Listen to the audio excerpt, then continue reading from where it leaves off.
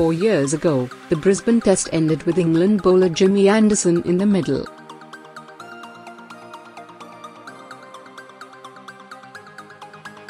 Padded up late on day 4, the number 11 fended a crazy fast bouncer straight up in the air.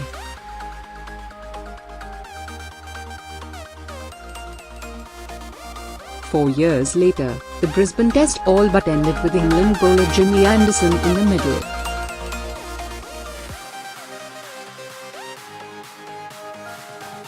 Padded up late on day 4, the number 11 played a crazy fast bouncer quite well, into the ground.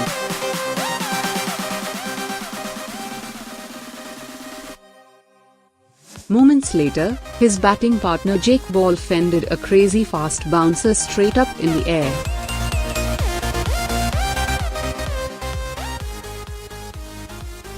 It was not strictly the end of the match this time, but it was effectively. England had failed to set Australia a challenging fourth innings chase, and Australia's openers would wipe off the bulk of it by stumps.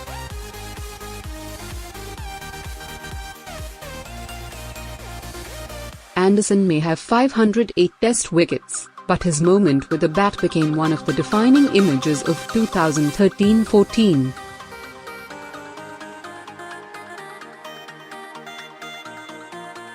Vestiges of a violent hailstorm in the sky, violent threats on the field, Mitchell Johnson his own combination of both.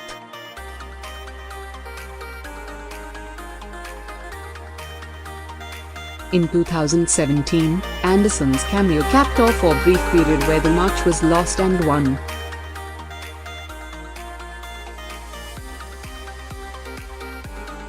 Cricketers talk about winning the big moments. The game's compelling cruelty is that days of effort can be undone by seconds of error.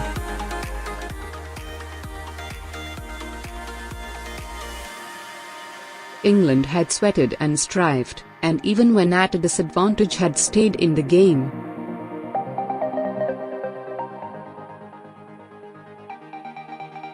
And then, in less than 4 overs, all was for nothing. The whole day it had been a wrestle, first one way and then the other.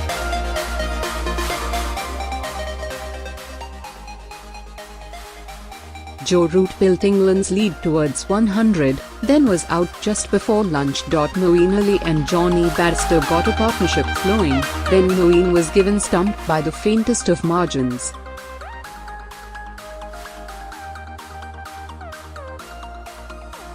At that stage, with Bairstow and Chris Wakes at the crease, there remained a chance to push England's lead past 200 and give the team a chance.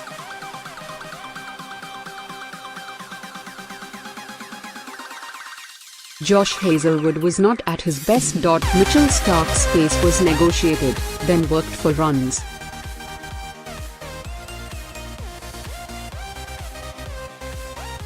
Nathan Lyon was less dangerous against right-handers. It went on for 15 overs and 30 runs, taking the lead to 159.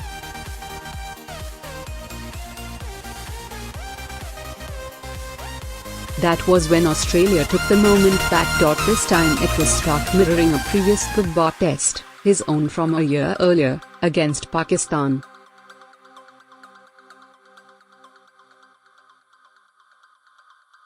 On that day, he had a ball 65 overs old. On this day it was 69. On both, he convinced an aged missile to rage against the dying of the light, leaping from the pitch toward the collarbone.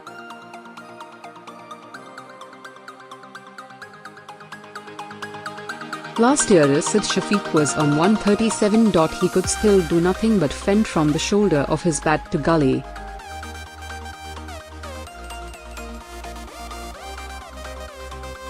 This year, Wicks never had a chance. Bairstow's batting immediately changed. To that point, he had faced 70 deliveries, content to be patient and score when the chance arose.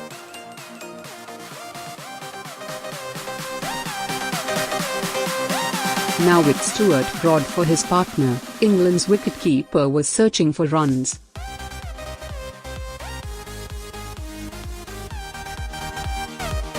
He had already tried to slash over slips before Peter Handscomb went to third man.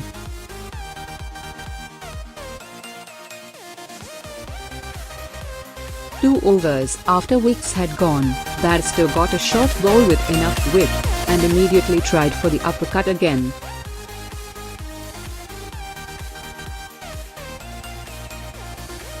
Down by the boundary at the Vulture Street end, the crowd made that noise that crowds make when they see an aerial shot.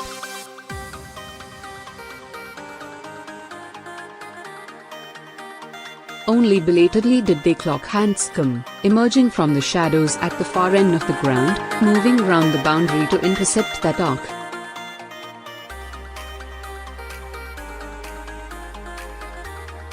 What defined the quality of Steve Smith's century on day 2 was how well he combined with his tailenders, showing faith in their abilities while also attacking the bowling judiciously.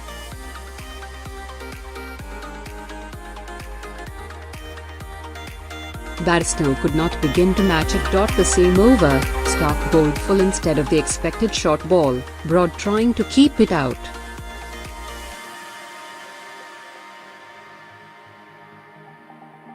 Angling across the left-hander, a tiny nick came up on dress. Tim Paine had lobbied for the review, and was vindicated.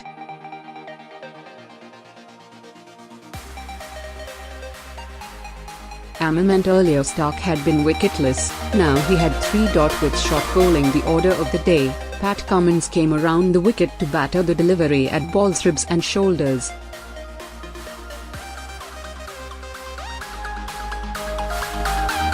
It only took 4 to deliver the coup de grace.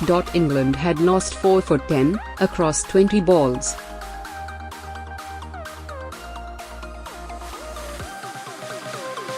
The innings over, the meagre target set. All this had happened in the shadows of tea.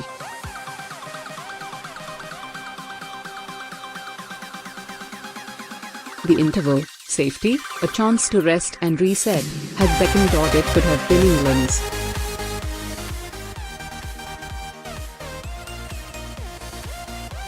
Instead it turned out to be a mirage. If cricket is about the big moments, Australia created one.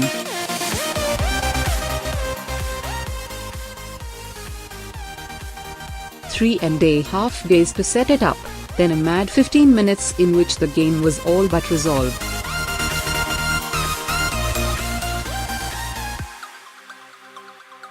The chance taken ruthlessly. To compete in this series, England will have